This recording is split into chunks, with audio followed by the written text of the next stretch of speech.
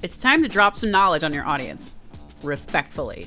So you're familiar by now with the e-bomb sales cycle. Prospect finds your content somehow, gets a taste of how useful it is, gorges themselves on it, applies some of it, receives some positive results, and then thoroughly convinced, buys something. But how are they going to get in there in the first place? How are people going to discover the e-bombs that you put out there? You just put them out into the ether and hope that SEO is going to pick them up somehow magically? A lot of people spend a lot of time thinking that SEO is the answer to everything. And search engines are powerful, but there's more active steps that you can take, which is what we're going to talk about in this lesson. So you know that you start with your research. You find out what people need, want, are ready to buy, how they talk about their problems, and you know how to create e-bombs for them. And of course, you're getting all of this data from watering holes, but how do you go from safaring watering holes and writing e-bombs to putting them together with calls to action such as, come read my blog, I wrote this for you? Well, how do you get there? We've said before that e-bombs are good news, and people love to hear good news. E-bombs say, hey, that problem that you have, I can help you with it, and here's how. And if they actually take your advice and get good results, that naturally will build trust. And the best part about this is the design of e-bombs, the source of e-bombs solving people's pains, turns every single e-bomb into good news. If you follow our steps, it's extremely difficult to make a useless e-bomb. But there's just one problem. If you deliver good news like a douchebag, then the douchebag part is what people will remember, not the good news. So you remember when we talked about chalk paint, and I showed you all these threads I found about chalk paint, and there were 250 comments across just these 9 threads. But if I was trying to reach the people in those comments, I wouldn't want to just jump into those comments and say, hey, I wrote about this on my blog, you should go check it out. I don't think that they would really enjoy that very much. I don't think I would become very popular very quickly.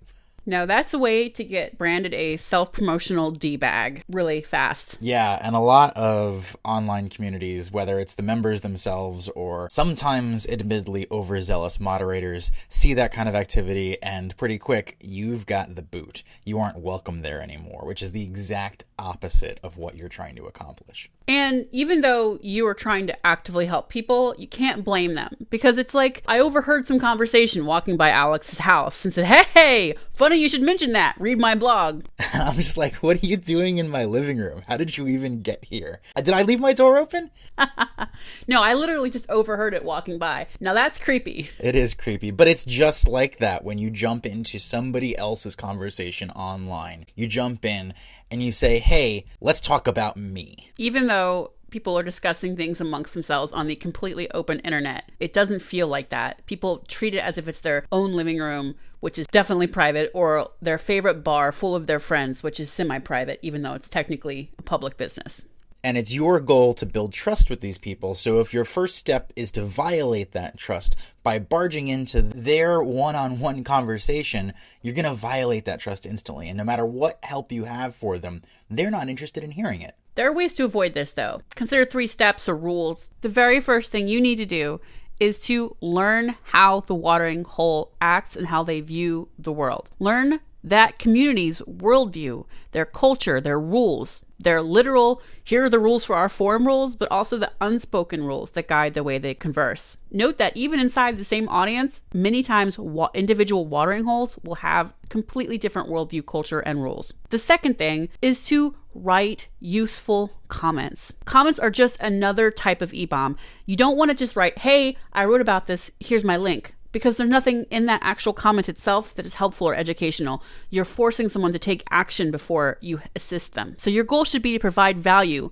immediately, right there in the comment box every single time. And the thing that ties it all together is to aim to serve. Step 3, making sure that you're always in service of the audience. That's the thing that really sets this apart from self-promotion and that sort of sleazy, skeevy feeling that both you get and other people get when they read your stuff, is you coming at it from a perspective of service. Not how can I get this person to read my blog, but how can I help them? And assuming that if you do that, they'll eventually read your blog. Someone who we know who's really good at this is Patrick McKenzie, aka Patio 11. If you've ever hung out on Hacker News, then you know Patio 11 because everyone refers to his advice all the time. He's kind of like a benevolent godfather. And he's not super rich or super famous. He isn't a founder of Y Combinator, nor has he been in the program, but everyone talks about his advice and seeks his advice and listens to his advice because all he does is help people. Patrick's got the ability to be mentioned by name because he's been prolific in his helpfulness.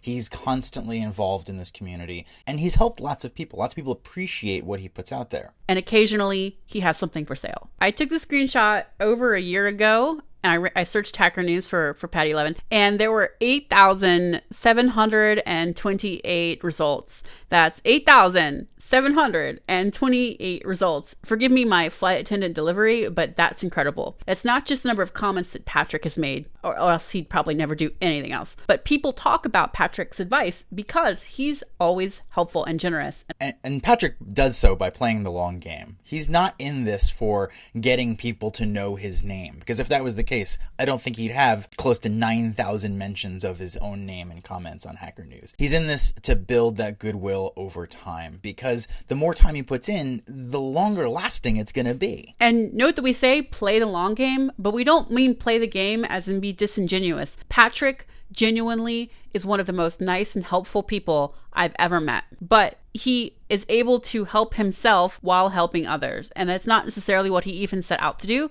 but that's the way that it works. Because when you are out there and when you help people and you help them in public and it's searchable and people see you helping others, you create this just tremendous growth. And it may be slow at first, but all good things that grow slowly at some point. But continually trend upwards. I'd say slow and steady is better than a quick flash in the pan or a flare out or all the other kinds of promotion that I think people try and put out into the world, that if it doesn't get them the result that they want, they pedal as fast as they can, hope that that makes a difference. And when it doesn't, they just quit. And that cycle should sound familiar. Boom and bust. Who can afford that? We can't. So let's talk about tactics. How do you drop your e-bombs? How do you get your e-bombs that you've already created in front of other people? In order of effort, least to most, let's start with post them and wait for search traffic. Second, track back pings from blog posts. Third, tweet and Facebook, etc. your own links. Fourth, email your list and invite them to share. Fifth, and only now are we getting to comments, casual mentions and helpful blog or community comments. And lastly, the most difficult and time-consuming of all, pitching someone who heads up an audience, a gatekeeper, a forum owner. Now we're going to dive into each of these individually and talk about how you can do them.